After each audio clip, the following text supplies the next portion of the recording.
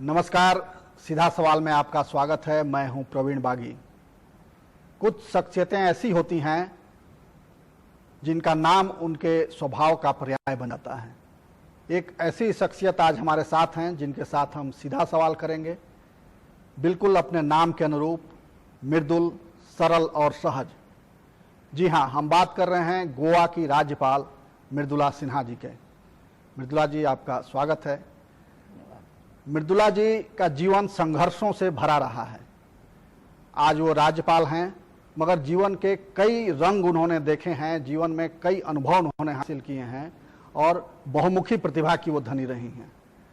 एक आंदोलनकारी के रूप में, एक साहित्यकार के रूप में, लोकगीतों के लोकप्रियता बढ़ाने के लिए इन्होंने काफ़ी काम किया और एक राजनीतिक सामाजिक कार्यकर्ता के रूप में विविध आयाम इन्होंने जीवन के देखे हैं और अपनी भूमिका बखूबी निभाई है। मृदुला जी, आपने जीवन के कई आयाम जिए हैं, सफलतापूर्वक जीवन जिया है। 74 का आंदोलन रहा हो, एक साहित्यकार के रूप में आपकी भूमिका रही हो, या सामाजिक राजनीतिक कार्यकर्ता के रूप में, और अब आप महामहिम हैं या राज्यपाल हैं। तो इस कि कौन सी भूमिका आपको सबसे बेहतर लगती है जीवन में और सबसे जिसमें सुकून आपको मिला? प्रवीण जी, जैसे व्यक्ति के जीवन में बहुत सारे आयाम होते हैं जी, तो समाज जीवन का भी, राष्ट्र जीवन का भी जो भिन्न भिन्न आयाम है, भिन्न भिन्न पद है, भिन्न भिन्न रूप है, वो सब जुड़ा हुआ है जी। वो अलग अलग नहीं है। जैसे बहुत लोग मुझसे पूछते हैं, आपको सामाजिक जीवन अच्छा लगा, राजनीतिक जीवन अच्छा लगा, साहित्यिक, पारिवारिक, इस सब में एकता है। उसमें एक ही लक्ष्य लेके सब जीवन में चलना पड़ता है। सबसे बड़ी बात होती है ईमानदार नीयत। जो जिम्मेदारी मुझे दी गई या जो जिम्मेदारी मैंने ली, उस जिम्मेदारी के प्रति यदि ईमानदार नीयत से, ईमानदारी से काम करते हैं, श्रम करते हैं, तो वहाँ पे पहचान मिलती है। और जब पहचान मिलती है तो बहुत आनंद आता है जी। तो जैसा कि आपने कहा प्रारंभ में कि मैंने संघर्ष किया है, मैं हमेशा कहती हूँ कि मैंने संघर्ष नहीं किया है। संघर्ष उसे कहते हैं कि जब आप इधर चलना चाहते हैं और वहाँ पे कोई रुकावट आ गई जी। और ऐसी रुकावट आ गई कि उसको रुकावट को हटाने में आपको बहुत परिश्रम करना पड़ता है। तो मेरे जीवन में चाहे वो पारिवारिक हो, मायका का हो, ससुराल का हो, चाहे राजनीतिक हो, मुझे तो ऐसा लगता है लोगों ने परोस परोस के मुझे दिया है। मेरे जीवन में संघर्ष नहीं हुआ, लेकिन मैंने मेहनत की है, श्रम किया है। हर पद को पार्टी ने दिया, या साहित्य मैंने स्वयं अपने से, साहित्य के जीवन में भी मेरे पति का बहुत बड़ा योगदान है, राजनीतिक जीवन में भी पति का बहुत बड़ा योगदान है, और पारिवारिक जीवन में तो है ही।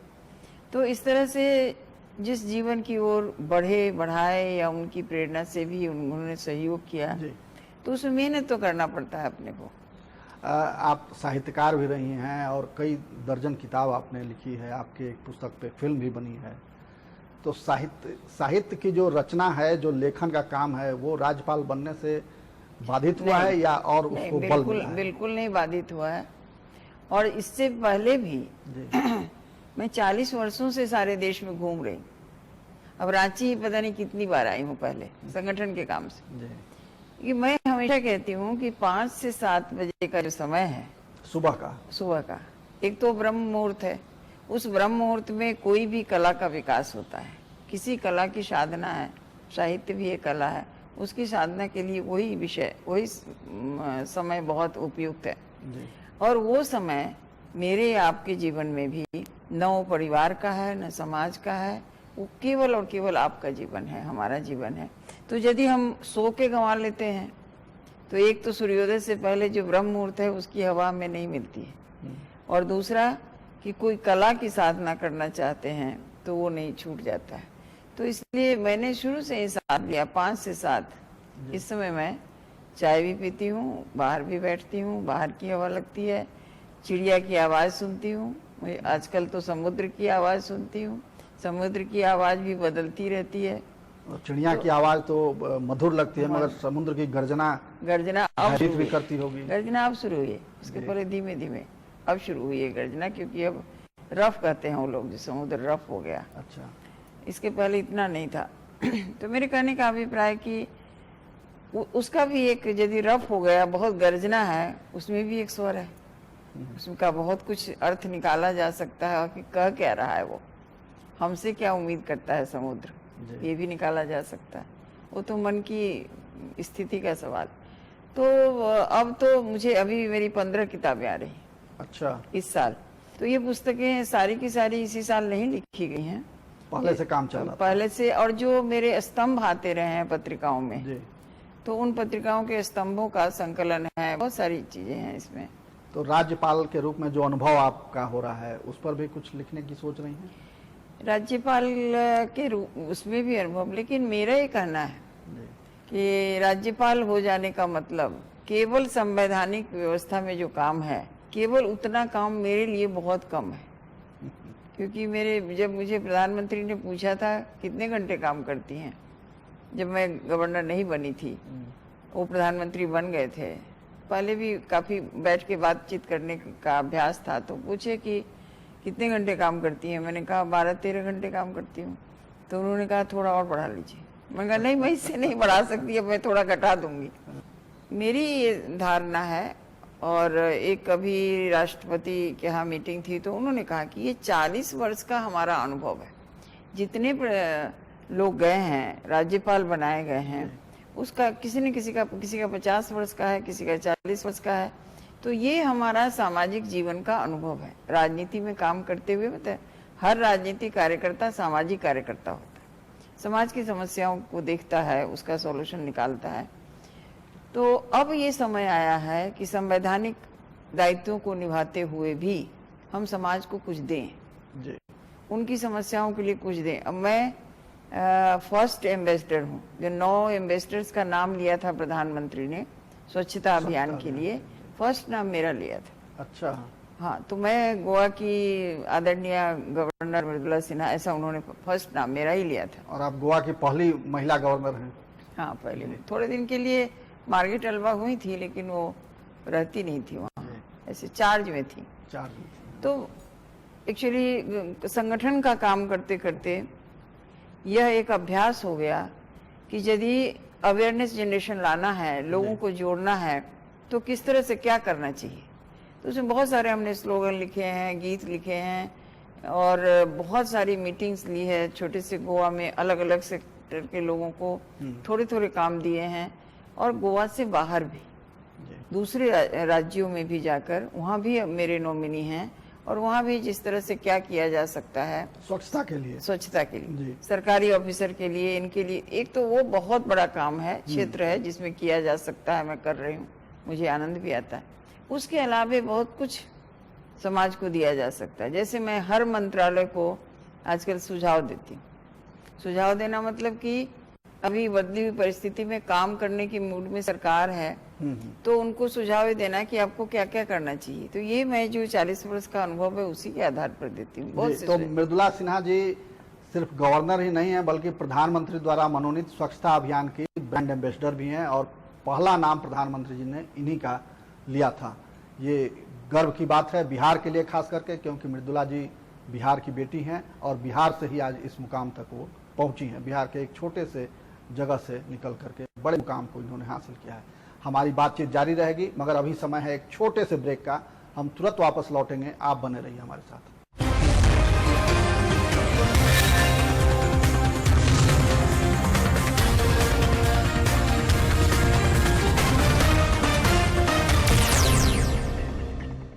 ब्रेक के बाद आपका फिर से स्वागत है।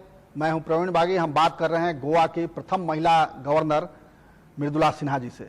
मृदुला जी, आप 74 के छात्र आंदोलन में भी सक्रिय रही हैं, और काफ़ी आपने आंदोलन में बढ़ चढ़ कर हिस्सा लिया है। मगर जो उस आंदोलन के जो मूल्य थे, जिसके लिए वो आंदोलन शुरू हुआ, वो उद्देश्य आज भी पूरे नहीं हुए। तो आपको पीड़ा होती है इसकी? मैं आपसे एक बात कहना चाहती हूँ। मैंने इस विषय पे बहुत विचार किया। मैंने एक घरवास नाम का उपन्यास लिखा, जिसे माननीय अटल बिहारी वाजपेयी जी ने लोकार्पित किया था, और बिहार के परिप्रेक्ष्य में लिखा किस तरह से एक मुसहर जाति के लोगों का घरवास होता है, इस तरह। तो उसमें मैंने काफ़ी चर्चा की है, जो आंदोलन हुआ, कैसे ख़त्म हुआ, क्या हुआ, आंदोलन का प्रभाव। लेकिन मैं इस निष्कर्ष पर आई हूँ, समाज को देखते हुए, सामाजिक कार्यकर्ता, कोई भी आंदोलन विफल नहीं होता है। जी। जैसे हम तालाब में जमा हुआ पानी है, उसमें कंकड़ देते हैं, कंकड़ डालने के बाद थोड़ा सा वहाँ हलचल होती है चारों पानी में, और हलचल होने के बाद थोड़ी देर के बाद वो कंकड़ जमीन में जाकर बैठ जाता है। जी। और हम समझते हैं कि हलचल खत्म। नहीं, आंदोलन का जो कुछ मैसेज देना होता है वो आंदोलन का चला जाता है। जहाँ तक बिहार के आंदोलन का सवाल है, वो आंदोलन का मैसेज नहीं गया, खत्म नहीं हुआ है। अभी भी बिहार की सरकार बनी थी पिछली बार, कहीं कहीं की जहाँ जहाँ की सरकार बनती है, तो मैंने उसमें देखा कि देखो ये कहाँ से प्रभावित है, जो कुछ योजना बनती है, कुछ होता है। तो मैं चूंकि उसमें थी, और तो मैं कहती हूँ देखो वहाँ से ये बात आई है, ये बात मानस में गई नहीं है। अपने भाषणों में लोग अपने लेखन में उसको उदाहरण करते हैं, लोगों को पढ़ाते हैं।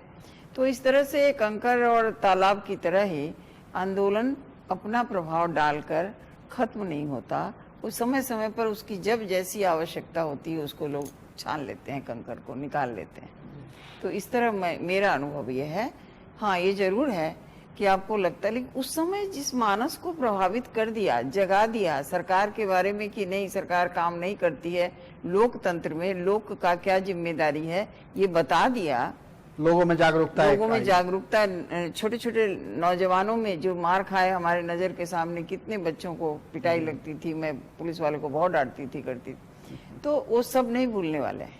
मगर आंदोलन के नेता जो एक उद्देश्य को लेकर के आगे बढ़े, वो जब पथ से विचलित होते हैं तब आपको कैसा लगता है? दुख होता है जी। कि यदि उनके अंदर बीज रूप में वो किसी भी परिस्थिति में हो तो उसको लागू करना चाहिए, वो अपने पद पे होना चाहिए। उस समय यदि हम दूसरों की अब मैं आपको एक उदाहरण बताती हूँ। पटना में मेरे हस्बैंड कैबिनेट मिनिस्टर थे। आंदोलन में हमारी जान पहचान की एक महिला जो सबसे ज्यादा एक्टिव थी, पुरुष लोग जो एक्टिव थे जो भी, तो वो लोग फिर से जब हमारे पास आए और हमारे पास आते थे और कहते थे कि देखिए ये गाड़ी आप व्यवस्था करवा दीजिए, ये करिए वो करिए, तो मुझे बहुत हंसी आती थी। फिर मैं उनको याद दिलाती थी कि मुजफ्फरपुर में उन बच्चों का क्या दोष था जिसको हम सरकारी गाड़ी पर जो स्कूल जाते थे तो हम उतार देते थे। उन महिलाओं का क्या दोष था जो सिनेमा हॉल में जाती थी, सरकारी गाड़ी को हम लोग बाहर भेज देते थे। तो कभी कभी, क्योंकि इन चीजों को याद रखो, जब स्वयं बनते हो तो हम तो पूरा का पूरा नहीं पालन कर सकते हैं जो आदर्श है, लेकिन उस राह पर चलने में कोई नहीं रोकता और चलते रहना चाहिए उस पर।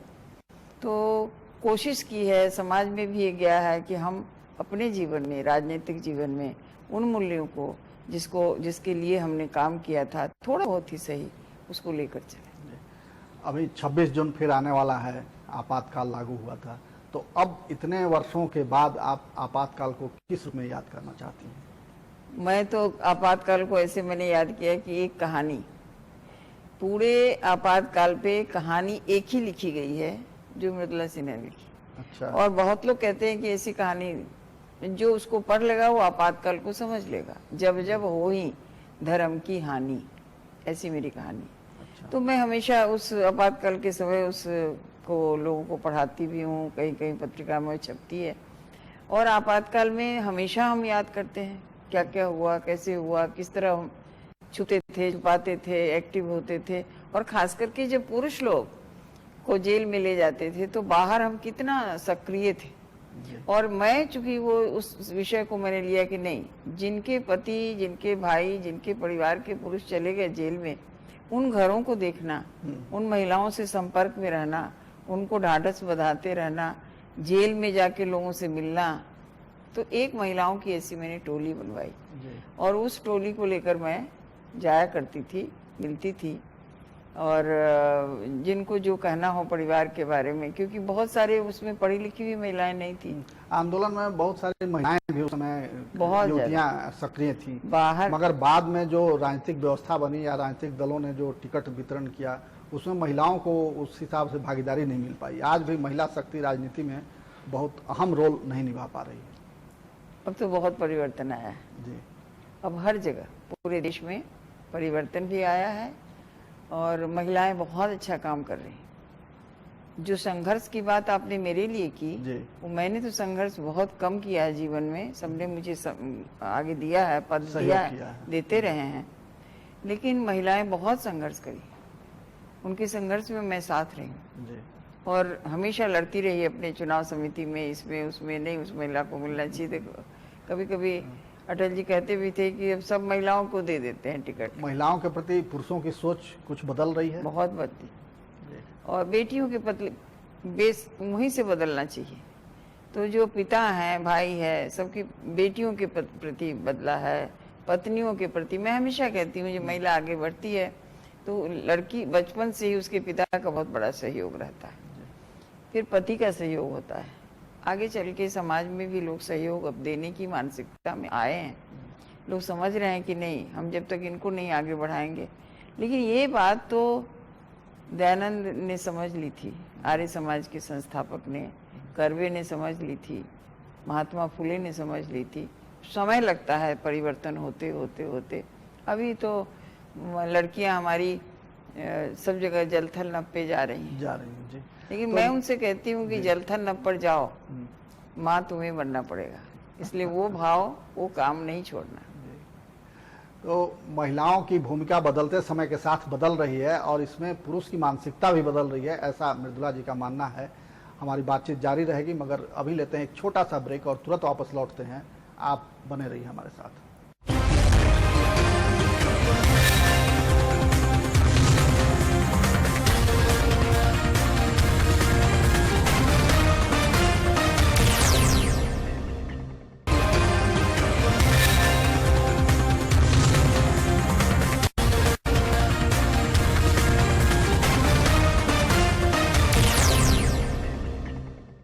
ब्रेक के बाद आपका फिर से स्वागत है। मैं हूं प्रवीण बागी। हम बात कर रहे हैं गोवा की राज्यपाल मृदुला सिन्हा जी से।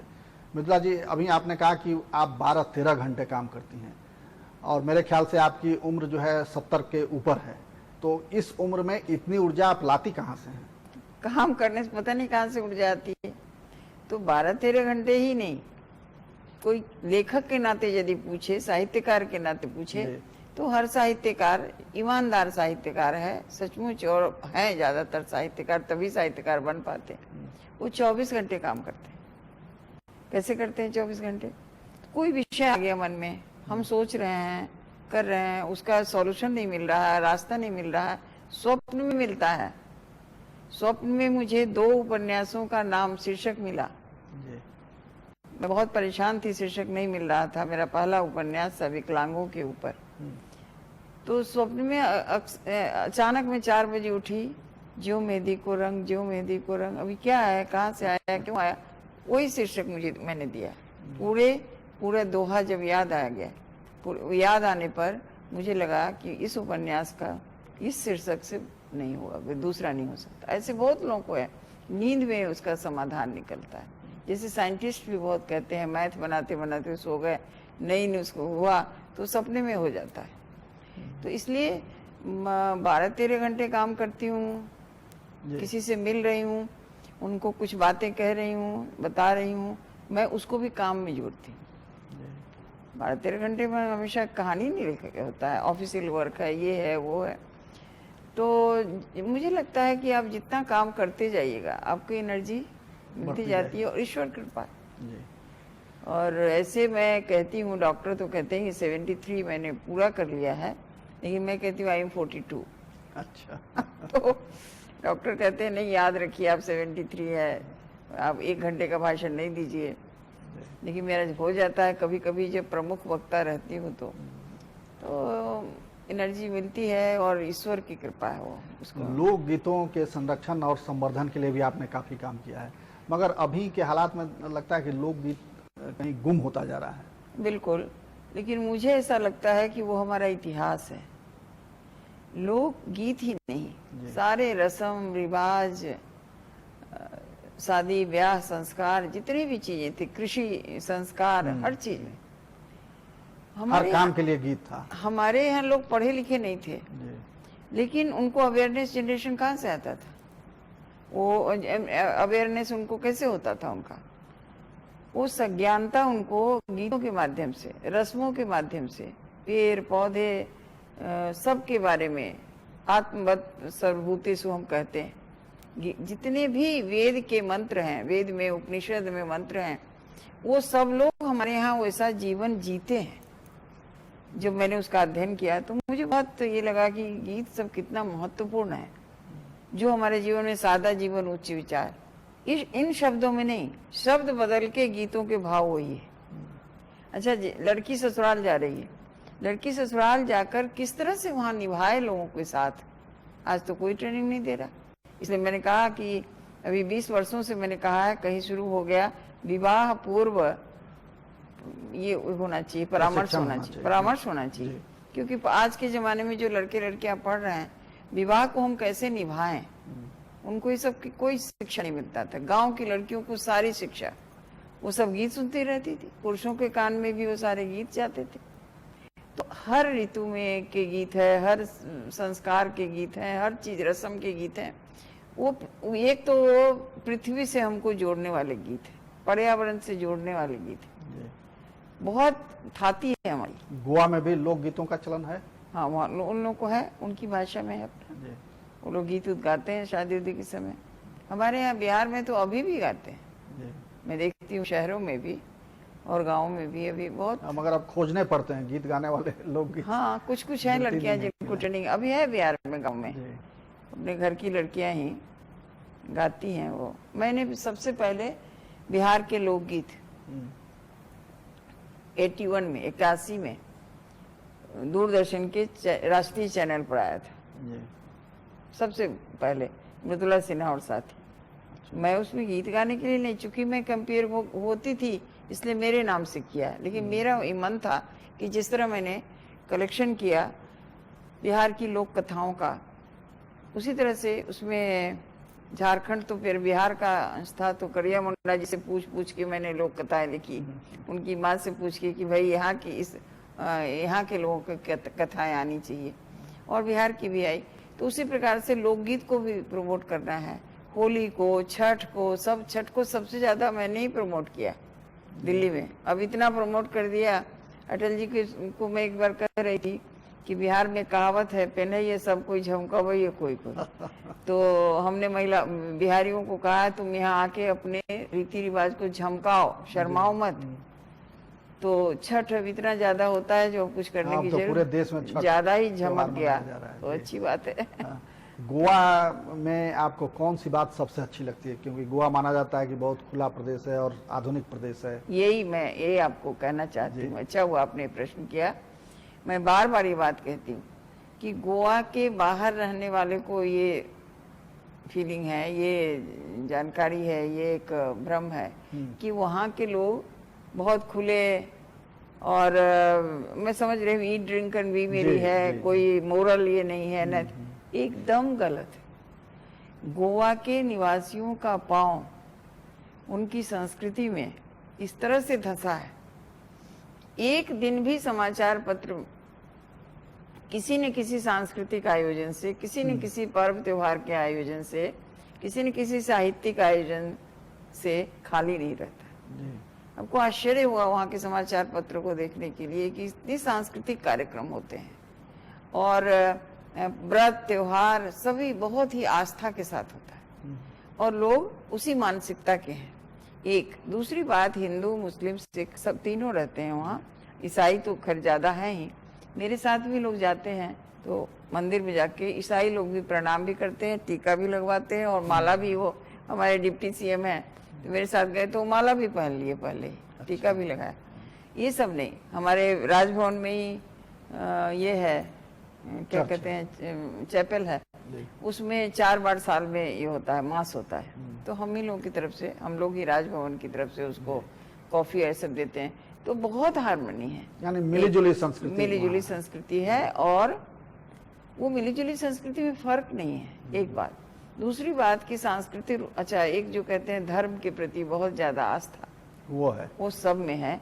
ये जो थोड़े से लोग, जैसे महिलाएं चावल बुनती हैं, चावल भात पकाने के लिए थाली में रखती हैं, उसको बुनती हैं तो एक दो कंकड़ निकल आता है। यदि वो कंकड़ नहीं निकालेंगी, जो भात खाता रहेगा, तो एक थाली भात खा जाओ कुछ नहीं होगा, एक कंकड़ तो दांत तक कट करता है वो। तो उसी प्रकार से थोड़े से लोग, खास के जो बाहर से आए हैं और उसको टूरिज्म का बढ़ावा देना है, तो थोड़े से लोग कंकड़ के समान उस ओर प्रवृत्त होते हैं, फिर उनको खींचने की कोशिश होती है। इसलिए ऐसा नहीं है जैसा बाहर। इसी बात को मैं सारे देश में बताती हूँ गोवा के बारे में। लोकगीतों पे आपने काफी कुछ किया है, तो एक लोकगीत जो सबसे आपको दिल के करीब जो लगता हो, सिर्फ 2 लाइन। लोकगीत अभी 2 लाइन गाने। सिर्फ। देखिए, मैं आती हूँ मिथिलांचल से, जी। मिथिलांचल की बेटी हूँ। हाँ, बिल्कुल। तो बचपन में हम गाते हुए सुने, उस समय अर्थ नहीं समझ में आया था। अब उसका अर्थ और उसकी गहराई समझ में आई, तो मैं बताती भी हूँ। और ऐसा मैं कोई गीत गायन नहीं हूँ, जी। फिर भी अपना किशोरी जी के कहला बजबई है, हम मिथिला में रहबई, मिथिला में हई चारो धाम, हे हम मिथिला में रहबई, साग पात खोटी खाटी दिवस गमवई, हे हम मिथिला में रहबई, हमरा न चाही सुख आराम, हे हम मिथिला में रह। बहुत बढ़िया, बहुत सुंदर। ये वेद के मंत्र का अनुवाद है। तो ये थी मृदुला सिन्हा, और आपने इनके बहुआयामी व्यक्तित्व का खुद मुआयना किया, देखा कि कितने गुण इनमें हैं और इस उम्र में भी कितनी सक्रिय हैं। हमारे साथ आपने समय दिया, इसके लिए आपका बहुत बहुत धन्यवाद। आप दीर्घायु हों और इसी तरह समाज की सेवा करती रहें, यही हमारी कामना है। नमस्कार। आपको बहुत बहुत आशीर्वाद।